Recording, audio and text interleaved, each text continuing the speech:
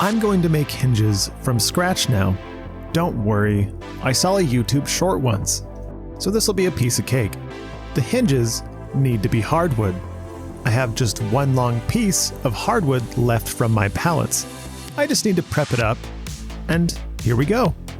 You see, the goal here is to take the hardwood, drill a hole barely through the side, then take a taper bit and enlarge one side of the opening. Then I can fidangle the blade head exactly level with that bit, and it doesn't work.